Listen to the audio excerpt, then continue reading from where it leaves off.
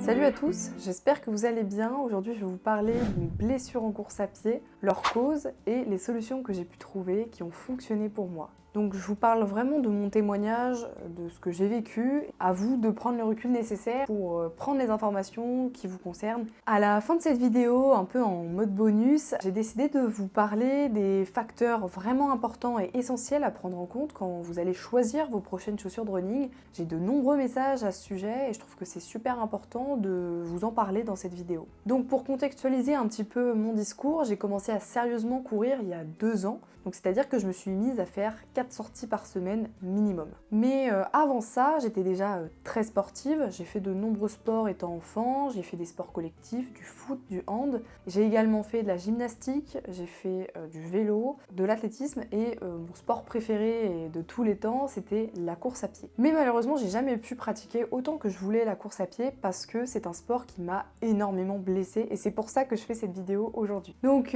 aujourd'hui, par mon témoignage, j'ai décidé de vous raconter les erreurs que j'ai faites pour éviter que vous les reproduisiez et les solutions que j'ai trouvées, qui sont d'ailleurs des solutions vraiment durables à mettre en place dès maintenant pour éviter de vous blesser. Donc dans cette vidéo, j'ai également essayé de mettre des mots vraiment spécifiques sur ce que j'ai pu ressentir lorsque ces troubles sont apparus, ces syndromes sont apparus. Ça peut vous permettre de vous reconnaître ou pas dans justement mon témoignage. Pour terminer le contexte, je voulais aussi vous parler de ma pratique de la course à pied en elle-même avant, il y a 2 ans. Quand je partais courir, en fait, c'était essentiellement pour me défouler. Et donc quand je partais faire à peu près 10 km, c'était toujours le même parcours, donc ça doit être plus ou moins 10 km. Et je partais pour faire ce fameux 10 km en le moins de temps possible. En tout cas, c'est vraiment pas quelque chose à faire. Du moins, si vous voulez faire ça, il faut quand même prévoir un temps d'échauffement, un temps de retour au calme, que je faisais personnellement pas du tout non plus. Et dernière chose, j'avais pas forcément des équipements hyper adaptés. Donc j'avais quand même une paire de chaussures qui était spécifique pour le running, vu que c'était un sport que j'appréciais vraiment beaucoup, mais certaines n'étaient vraiment pas adaptées à ma foulée. Donc faut savoir que mes chaussures, je les avais surtout choisies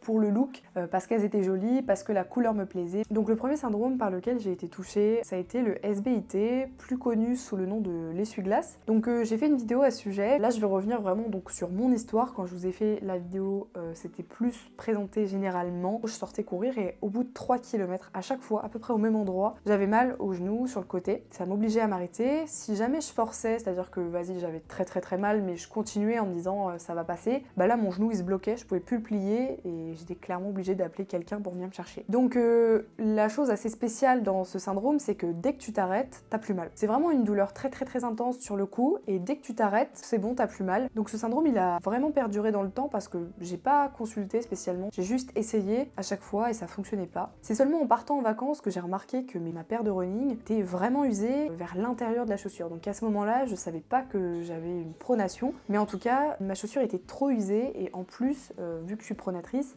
l'usure faisait que ça accentuait ma pronation actuelle. Donc en gros, j'étais pronatrice x 10 quoi. Donc pendant ces vacances, on change mes chaussures et repartir sur de bonnes bases, ça m'a complètement aidée parce que j'ai pu reprendre la course à pied et c'est déjà la fin de ce syndrome. Voilà, donc ça a duré quand même plusieurs mois. La solution, dans mon cas, ça a été de changer de chaussure. Et de souvenir, j'avais pris une chaussure un petit peu plus stable, mais j'en avais pas forcément fait exprès.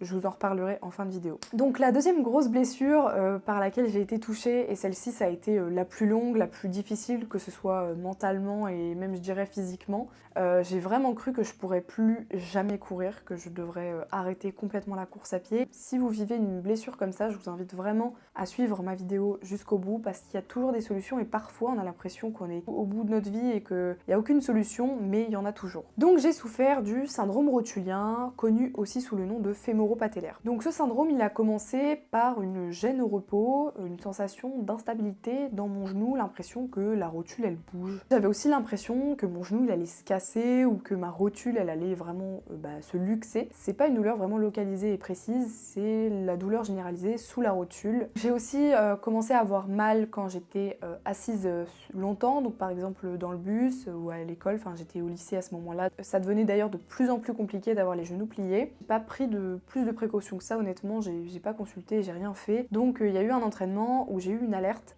Donc pendant l'entraînement, une grosse sensation de douleur qui m'a arrêtée sur place et j'ai décidé d'arrêter l'entraînement à cet instant. J'ai arrêté 2 semaines parce que j'avais quand même mal malgré tout, même après.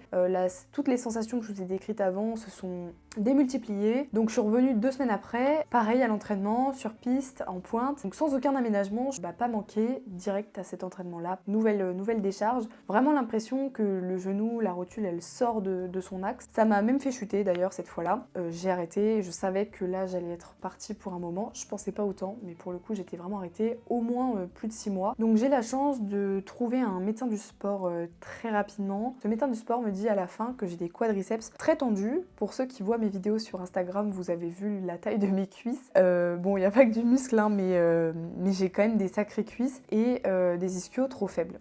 Donc la solution qui m'a évoquée, c'était d'étirer mes quadris et de renforcer mes ischio-jambiers. Ce que j'ai partiellement fait. Les étirements, j'avoue que j'en ai eu beaucoup besoin et qu'à chaque fois que je les faisais, ça me faisait un grand bien. Donc je les ai faits. Le renfort, ça a été plus compliqué à croire que j'étais pas assez au bout de ma vie. Donc après ça, 3 mois après, c'est le Covid. Donc je suis embauchée dans un drive et là-bas, je marche au moins 10 km tous les jours. Donc sans m'en apercevoir, en fait, j'ai guéri mon syndrome rotulien de cette manière. Donc peut-être que vous serez déçus, mais c'est vraiment par la marche que j'ai réussi à me guérir de ce syndrome. Et aussi, avec le fameux médecin du sport, on avait un peu analysé mon quotidien et j'avais tendance à faire mes devoirs de lycéenne assise sur mes genoux plutôt que sur mon fauteuil directement. Donc en fait, j'étais constamment les genoux pliés toute la journée, quoi qu'il arrive, même en cours, etc. Donc une de ces directives, ça a été également d'arrêter de plier les genoux. Voilà, trop bête. Donc pour ce qu'il en est aujourd'hui, ce syndrome, ça va peut-être vous faire mal pour ceux qui l'ont actuellement, on n'en guérit jamais. C'est un peu triste, mais c'est réel, ce syndrome, on n'en guérit jamais. Les solutions que vous avez trouvées pour en sortir, il faut continuer de les appliquer tout au long de votre vie parce que c'est une blessure qui va revenir dès que vous arrêterez. Donc la troisième blessure dont je voulais vous parler aujourd'hui, celle-ci,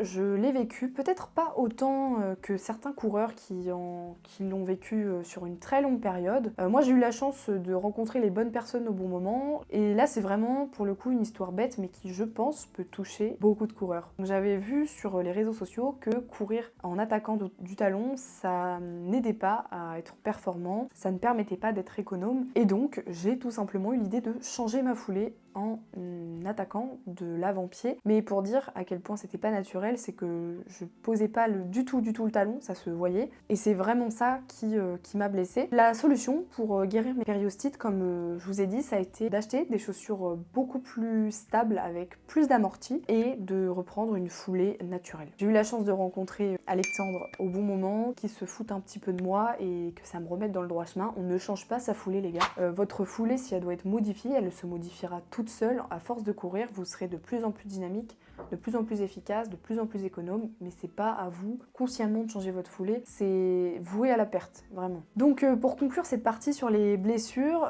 pour ma part, les blessures, c'est vraiment l'opportunité de faire du renforcement musculaire, de se solidifier, d'être encore plus fort pour la suite. Donc un autre point assez important à prendre en compte, ça va être l'usure de vos chaussures. Une chaussure de running va avoir comme durée de vie entre 600 et 700 km. Ça va vraiment dépendre pour le coup de la marque, du type de chaussure.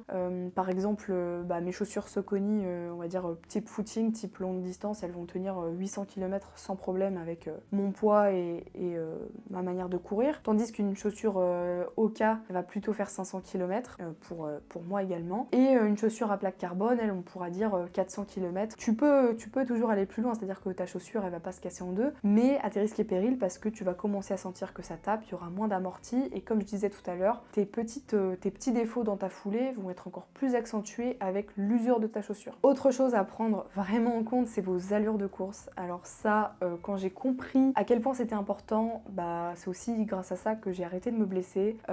Donc pour connaître vos allures de course, notamment votre allure footing, votre allure d'endurance fondamentale, parce que certains font que ça, pour apprendre à la connaître, soit vous pouvez faire un test VMA, donc un demi-cooper, c'est très facile à mettre en place. Vous courez 6 minutes, donc 6 minutes à allure maximale, mais en essayant d'être constant sur les 6 minutes, donc il faut quand même gérer l'effort. Et après, vous multipliez la distance que vous avez parcourue par 10, et ça, c'est votre VMA. Vous allez courir à un pourcentage de ces allures. Et en dernier point, ça va être de consulter un médecin du sport plutôt qu'un médecin généraliste. Un médecin du sport, il va vous trouver des alternatives pour continuer de bouger, tandis qu'un médecin généraliste, il va avoir tendance à vous arrêter sur tous les sports. Donc là on arrive au point bonus de ma vidéo à la fin. Donc je vous présente les facteurs clés à prendre en compte quand on achète une paire de chaussures qui sont super importants. C'est vrai que mon expérience en tant que vendeuse dans le magasin spécialisé m'a fait voir beaucoup de monde et il y a vraiment des soucis qui reviennent vraiment souvent, donc j'imagine que vous allez forcément être dans un des cas. Première chose, pour bien choisir votre paire de running, je vous conseillerais d'aller en magasin spécialisé. Alors c'est peut-être pas ce que vous vouliez entendre, mais il faut savoir que les vendeurs dans les magasins spécialisés sont en contact permanent avec les marques, le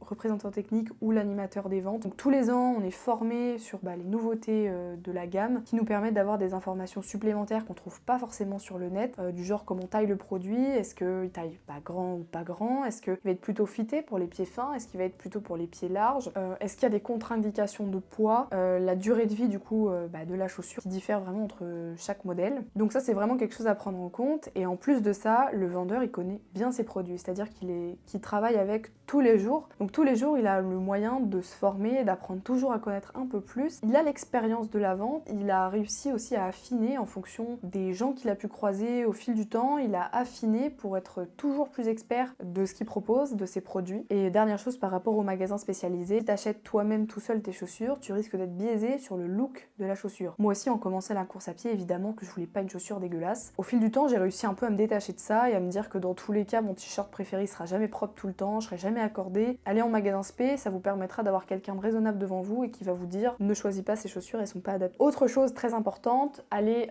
faire un test de foulée. Donc là, il n'y a pas que les magasins spécialisés qui les proposent, il y a aussi des personnes qui sont spécialisées dans l'optimisation de la performance, qui vont pouvoir vous faire une analyse de foulée. Il y a des gens qui sont formés pour ça. Vous faites le test aujourd'hui, mais peut-être que dans 2 ans, elle aura changé parce que la course à pied, avec le temps, vous forge, vous renforce et vous allez vous gainer. Donc la pronation que vous avez aujourd'hui, elle devrait s'arranger avec le temps. Aussi, une caractéristique basique, c'est la pointure. Il faut prendre au moins une pointure au-dessus de votre pointure en chaussures de ville. Par exemple, je prends mon cas, je fais du 38 en chaussures de ville, et en chaussures de running, je vais plutôt prendre du 39. Sachant que chez Nike, ils ont tendance à tailler un peu petit, donc prévoir 2 pointures en fonction des modèles. Il y a des modèles type élitiste, les chaussures plaque carbone, ceux-là c'est 2 pointures minimales en plus. Tout le monde se fait avoir. Les Nike, je dirais, style Pegasus, etc., vous pouvez peut-être rester quand même que sur une pointure de plus parce que là, elles sont plus adaptées à monsieur tout le monde. Et au contraire, ASICS a tendance à tailler assez grand, donc parfois t'as même pas besoin pour ASICS de prendre une pointure en plus. Là encore une fois, c'est tout l'avantage d'avoir un magasin pour essayer, pas perdre de temps à renvoyer la paire parce que ça va pas. Donc ce que je vous conseillerais et ce que je fais moi-même, c'est qu'après une blessure, je choisis une chaussure qui a de l'amorti et qui va être vraiment stable. L'amorti, c'est le fait que la chaussure absorbe les chocs, donc que ce soit pas votre corps qui absorbe les chocs, c'est vraiment la mousse qui est dans la chaussure. Et la stabilité, ça va être que la mousse, elle va être quand même assez dense pour éviter de s'écraser. Ceux qui ont déjà testé des chaussures à plaque carbone, la plupart des plaques carbone, elles sont hyper instables. Donc vous voyez de quoi je parle si vous avez déjà mis le pied dans une chaussure comme ça. La stabilité, c'est vraiment le fait qu'une fois que vous avez le pied dedans, vous êtes dedans et vous sentez que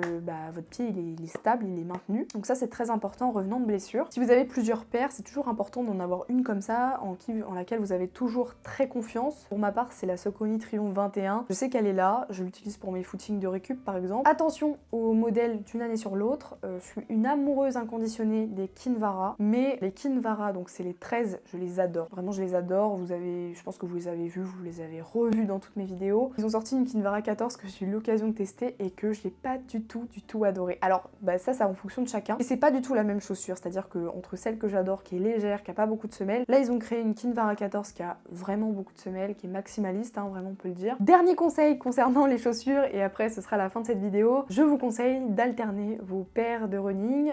Pour ma part j'en ai 10, mais parce que j'adore ça, j'adore les chaussures, enfin même j'en ai un peu plus maintenant, mais j'adore ça et j'alterne tout le temps. Mais si vous courez 2 à 3 fois par semaine, c'est bien d'en avoir 2 paires. Je dirais une paire, comme je vous disais, en laquelle vous faites complètement confiance, et une autre paire, peut-être un peu plus dynamique, une paire un peu plus complète, un peu... Vous savez que vous allez faire un fractionné, ça va vous donner un peu plus de plaisir, c'est une chaussure qui va être un peu plus dynamique, peut-être un peu plus instable. C'est vraiment ce que je conseillerais. J'ai fait sur Instagram une vidéo avec mon roulement de chaussures, celle que j'utilise le plus souvent, et si vous voulez, je pourrais aussi vous la faire sur YouTube en vous en parlant un peu plus. Sur ce, j'espère que cette vidéo vous aura plu. On se retrouve très prochainement pour d'autres vidéos. À la prochaine!